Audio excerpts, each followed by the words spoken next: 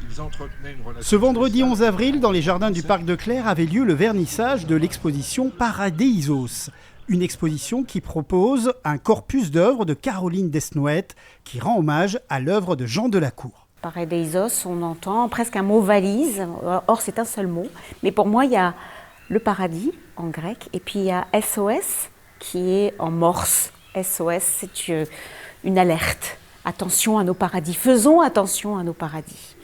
Quand on m'a donné cette carte blanche, tout de suite, je me suis dit, ça sera Paradeisos parce que ça raconte le travail de Jean Delacour. Et moi, je suis dans son sillage avec d'autres moyens que lui. Mes moyens, ce sont des œuvres d'art que j'ai pensées vraiment pour ce lieu-là. Toutes les œuvres que vous allez découvrir dans l'exposition ont été réalisées pour ce lieu-là et en lien avec l'œuvre de Jean.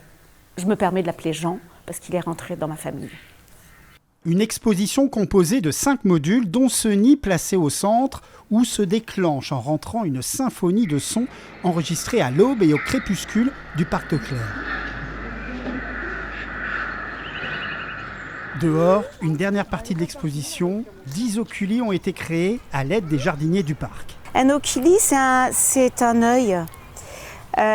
Parce que j'aimais bien l'idée de proposer aux visiteurs du parc de déambuler dans le parc, dans les pas de Jean Delacour, avec son œil. Son œil était particulier, c'était un œil de naturaliste. Et donc, il a appris toute sa vie à guetter, à observer, à regarder avec attention.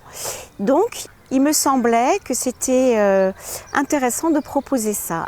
Moi, Jean Delacour m'a séduit depuis 2019 par des écrits. Aujourd'hui, j'ai l'impression que Caroline a fait surgir en réalité ce qu'on peut trouver dans ce livre. Une toute petite partie, mais c'est ça. Et c'est d'une beauté extraordinaire, d'une finesse extraordinaire, de couleurs formidable. Moi, j'invite vraiment le public à venir nombreux voir cette exposition. Une exposition à découvrir dès ce samedi 12 avril jusqu'au 28 septembre.